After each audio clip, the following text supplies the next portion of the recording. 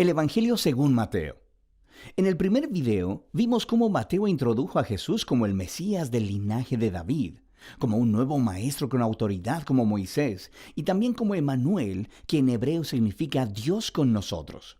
Después de que Jesús anunció y enseñó acerca del reino de Dios, y después de que Él llevó el reino a la vida diaria del pueblo de Israel, vimos que Jesús fue aceptado por muchos, pero rechazado por otros, especialmente por los líderes religiosos de Israel, los fariseos. Así que la gran pregunta es, ¿cómo terminará el conflicto entre Jesús y los líderes de Israel?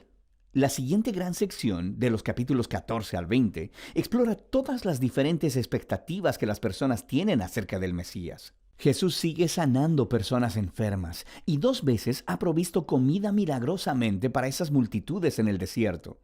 Una formada por gente judía y otra por gente no judía.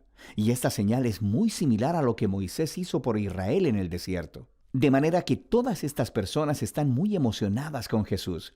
Ellos piensan que Él es el gran profeta y el Mesías, pero no así los líderes religiosos. Su perspectiva del Mesías está formada por pasajes como el Salmo 2 o Daniel capítulo 2, sobre un Mesías victorioso que va a liberar a Israel y derrotar a los opresores paganos. Y desde esa perspectiva, Jesús es un falso maestro. Él está haciendo declaraciones blasfemas acerca de sí mismo. Así que aquí encontramos historias acerca de su creciente oposición mientras preparan un plan para asesinarlo. Jesús responde apartándose de ellos, y Él empieza a enseñarle a sus discípulos más cercanos lo que significa que Él sea el Mesías de Israel, porque no es nada de lo que los demás están esperando. De manera que Jesús le pregunta a sus discípulos en el capítulo 16.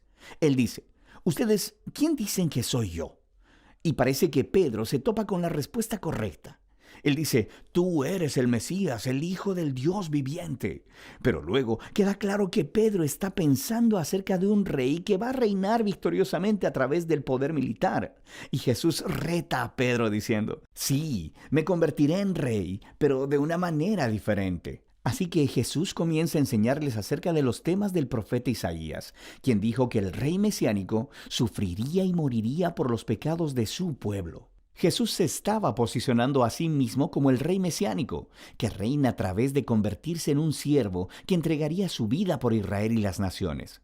Y bueno, Pedro y los discípulos simplemente no lo entienden. Así que Jesús entra al cuarto bloque de enseñanza, seguido después por otra serie de enseñanzas. Y estas se tratan de la naturaleza del reino mesiánico de Jesús puesto de cabeza, el cual pone al revés todos nuestros sistemas de valores. Así que en la comunidad del rey siervo, ganas honor al servir a otros en lugar de vengarte, y perdonas y haces el bien a tus enemigos. Y en el reino de Jesús obtienes verdadera riqueza al entregar tu riqueza a los pobres.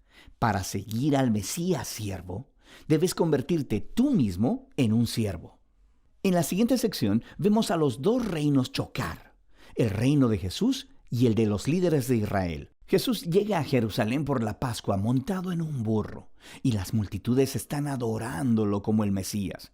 Inmediatamente, Jesús marcha al atrio del templo y hace un gran alboroto que interrumpe los sacrificios diarios. Aquí, sus acciones hablan más fuerte que sus palabras. Como el rey de Israel, Jesús estaba ejerciendo su autoridad real sobre el templo, el lugar en el que Dios e Israel se encontraban. Y en la perspectiva de Jesús, el templo había sido puesto en juego por la hipocresía de los líderes de Israel. Así que aquí, Él está retando su autoridad, y naturalmente, ellos se ofenden profundamente. Ellos intentan atrapar a Jesús y humillarlo en un debate público, pero fracasan, por lo que al final determinan asesinarlo. Como respuesta, Jesús da su último bloque de enseñanza. Primero ofrece una apasionada crítica de los fariseos y su hipocresía, y luego, Él se lamenta sobre Jerusalén y su rechazo a Dios y a su reino. Luego Jesús se aparta con los discípulos y les empieza a decir lo que va a suceder.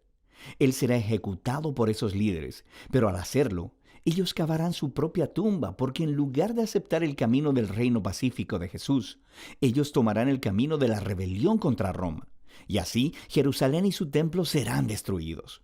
Pero Jesús dice que ese no es el final de la historia. Él será vindicado después de su muerte a través de su resurrección. Y un día Él regresará a establecer su reino sobre todas las naciones. Mientras tanto, los discípulos deben mantenerse alerta y comprometidos con anunciar a Jesús y su reino, y extender las buenas nuevas. Y con todo esto resonando en los oídos de los discípulos, la historia llega a su punto culminante. Esa noche, Jesús aparta a los discípulos y celebra la Pascua con ellos. La Pascua vuelve a contar la historia de la liberación de Israel de la esclavitud, a través de la muerte del Cordero de la Pascua. Y luego Jesús toma el pan y el vino de la cena como nuevos símbolos, mostrando que su muerte venidera sería un sacrificio que redimiría a su pueblo de la esclavitud al pecado y la maldad. Después de la cena, Jesús es arrestado y puesto en juicio delante del Sanedrín, el concilio de los líderes judíos. Y ellos rechazan su declaración de que es el Mesías, lo acusan de blasfemia contra Dios. Entonces Jesús es llevado delante de Pilato, el gobernador romano, quien piensa que Jesús es inocente, pero cede ante la presión de los líderes judíos y sentencia a Jesús a muerte por crucifixión. Así que Jesús es llevado por soldados romanos y crucificado. Ahora notarás en esta sección que, justo como Mateo hizo en los primeros capítulos, él aumenta el número de referencias al Antiguo Testamento. Él está tratando de mostrar que la muerte de Jesús no fue una tragedia o un fracaso. Más bien fue el sorprendente cumplimiento de todas las antiguas promesas proféticas. Jesús vino como el Mesías siervo del que Isaías hablaba. Él fue rechazado por su propio pueblo, pero en lugar de juzgarlos, Él es juzgado en su lugar, llevando las consecuencias de su pecado. Así que termina la escena de la crucifixión, y el cuerpo de Jesús es colocado en una tumba. Pero el libro termina con un giro sorprendente, el último capítulo. Los discípulos descubren la mañana del domingo que la tumba de Jesús está vacía. Y de pronto, las personas comienzan a ver a Jesús resucitado de entre los muertos. Y el libro concluye con un Jesús resucitado, dando su enseñanza final, llamada la Gran Comisión. Jesús dice que Él es ahora el Rey verdadero del mundo. Así que envía a sus discípulos a ir a todas las naciones con las buenas nuevas de que Jesús es el Señor y de que cualquiera puede unirse a su reino al ser bautizado y seguir sus enseñanzas.